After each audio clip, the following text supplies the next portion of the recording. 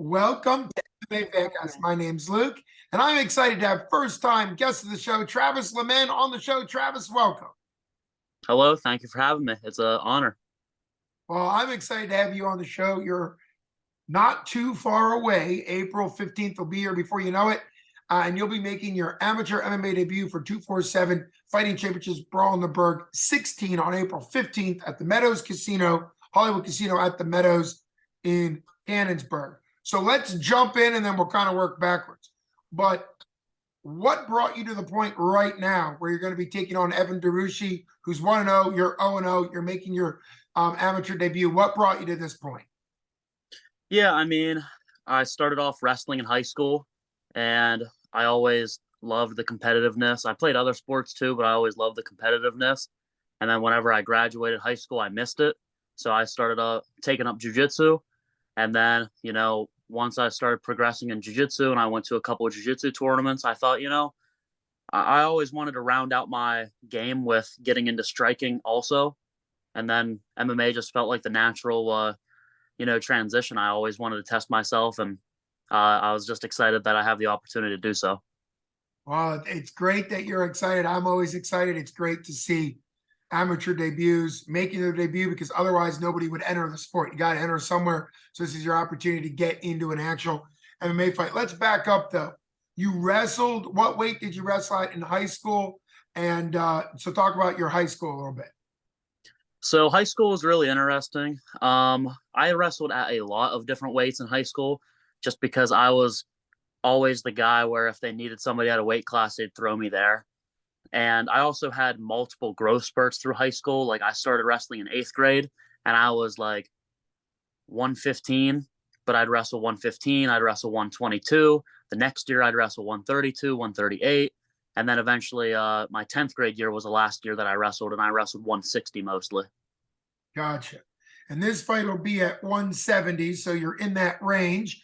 What was it like making the transition from wrestling to jiu-jitsu, where jiu-jitsu has a great grappling base, but it also has submissions and things clearly that you couldn't do in wrestling? What was that like?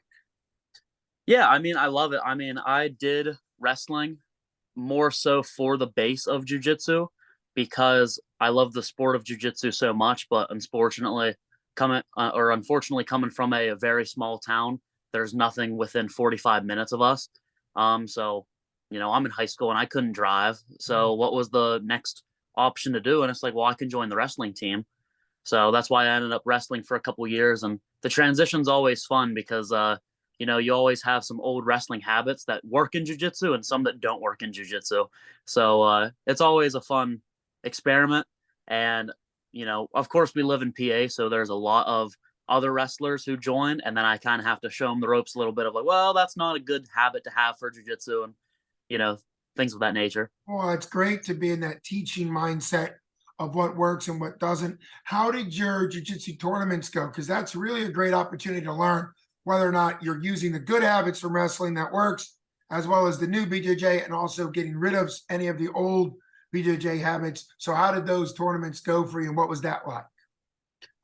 So in total, my tournaments, I went to a Naga in Frederick, Maryland. I believe in 21, and I got gold in no-gi, and I got silver in gi, and then I went to another one in Harrisburg, and I believe I got fourth. And then most recently, I went to one in Pittsburgh, Grappling Industries, and that was my first one after me getting my blue belt, and I ended up getting third. Okay, great. So you're getting the experience. Those tournaments are usually, you're wrestling or competing against in jiu-jitsu several different people, kind of like your wrestling day. So that's great that you get different looks, different different people throwing different things. Now, what has it been like getting into striking? Because striking adds very nicely. Obviously, MMA starts on the feet.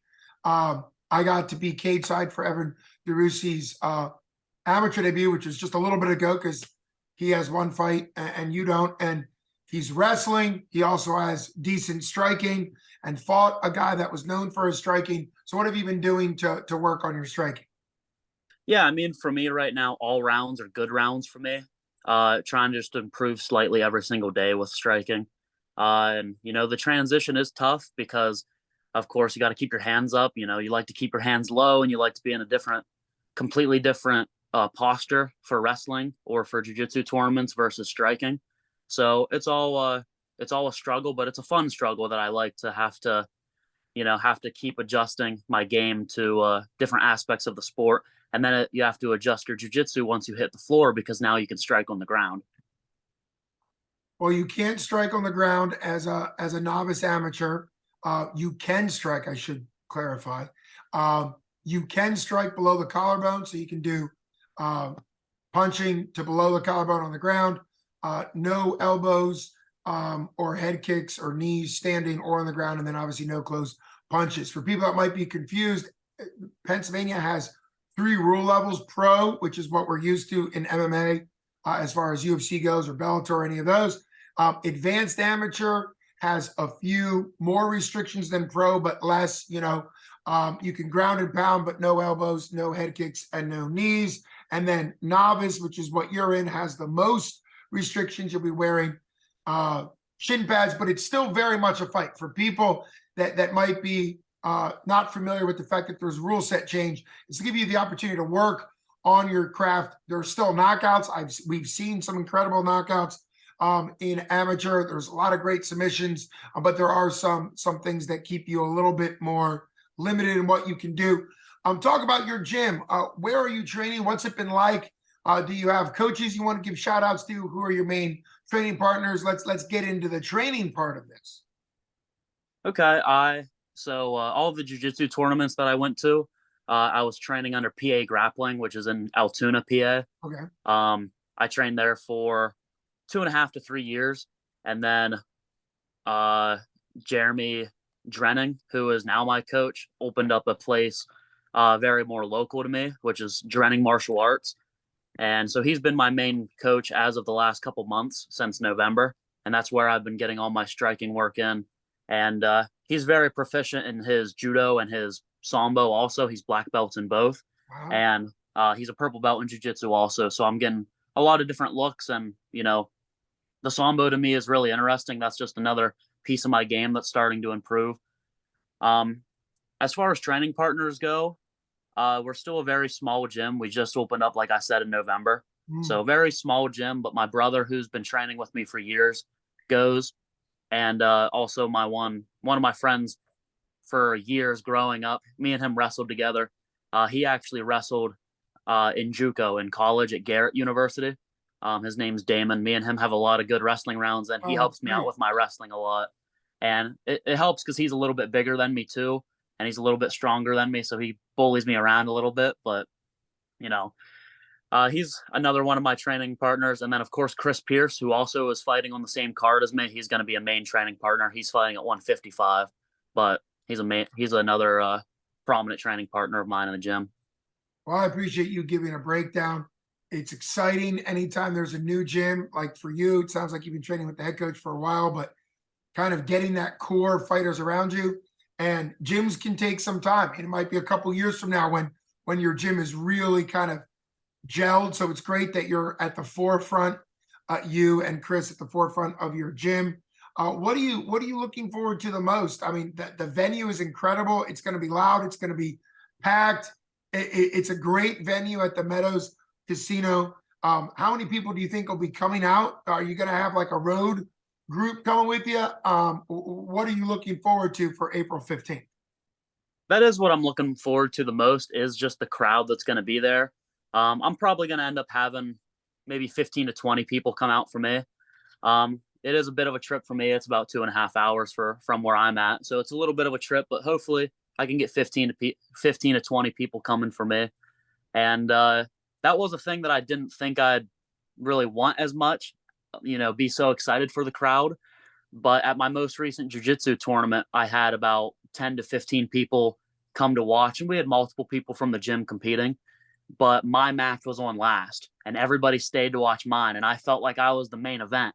And everybody stayed, and they watched me get my my bronze medal at blue belt, and that was the first time I ever competed at blue belt, and I just felt great because I've been working very hard, of course, for that tournament, and all the training partners who were there with me, endless support. So I think that's the thing that I'm most forward looking to, because I'm the most experienced person at this new gym.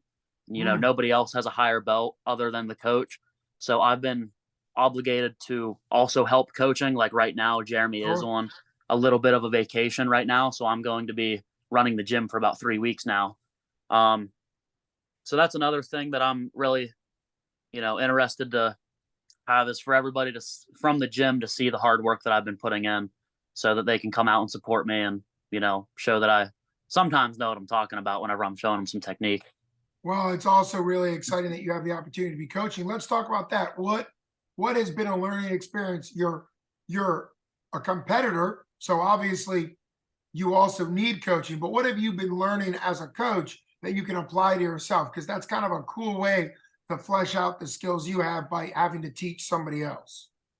Yeah, I mean, just having to look at every technique from all angles, really, because you're going to get questions about it and you're like, wow, this is a technique that I've done 100 times, but I might not think of the particular details about it. But, whenever you start coaching a little bit, you're trying to look at it from all eyes and looking at it from all angles. And it helps your game get better to a point too, because you're, really starting to understand the techniques that you think you've been doing, but you might have been doing them a little sloppy. But, whenever you're really trying to show other people, you're really, hitting the points of why certain things work and you're learning it better yourself too. It makes a lot of sense. You might immediately start hearing your coach's voice and realize, oh, you can see it when somebody else, like you said, technique a little sloppy. Another word for it would be a little loose, maybe not quite as tight as it needs to be. So that's really exciting. I'm glad you're about ready to make your debut. You're a young fighter, but to already have the opportunity to be coaching and teaching, I think that just helps you while you're also learning. So that is super exciting.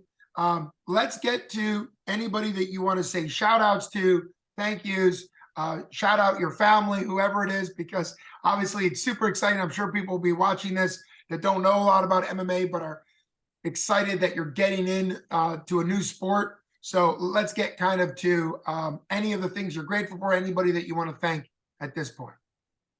Definitely. I have a ton of people who support me. First, I'm going to give a quick plug here to the Shady Sports Network. They're interviewing me before and after my fight. I am affiliated with them. So if you're interested in some spring football talk, you can find me on their channel every single week. We do spring football reports every Monday at 9:30 Eastern time. Of course, I want to shout out my family too. They're the ones who has to deal with me going to practice all the time. And my mom keeps saying I keep giving her more and more gray hairs every time I bring up about the fight. Every time a post on Facebook's made about it, she's getting more and more gray hairs. Of course, all my training partners I'm super thankful for. Everybody, even the guys there who might be 130 and they don't think they can help me very much.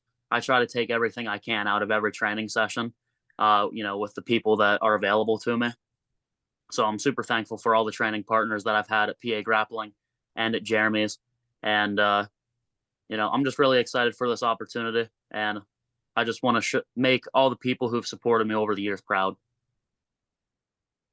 Well, I think it's great. That list is obviously super important. And I think it's great that you're thanking some of the like lighter weight guys that might not think.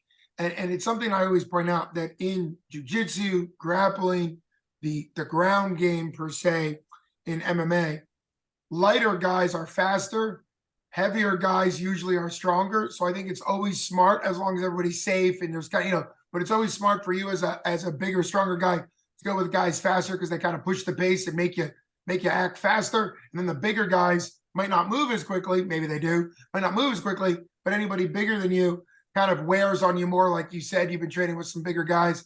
And so no matter which way you're going, up or down, usually it takes a gym a while to establish, let's say 5 fighters or multiple fighters per weight class. That could take a while to get there.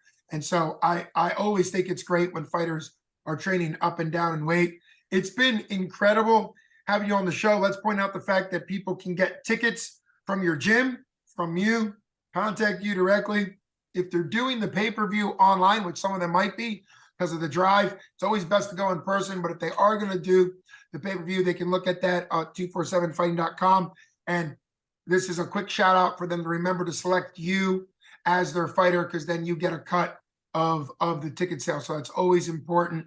I can't wait to not only meet you in person, but be cage side to call the action while you're in there.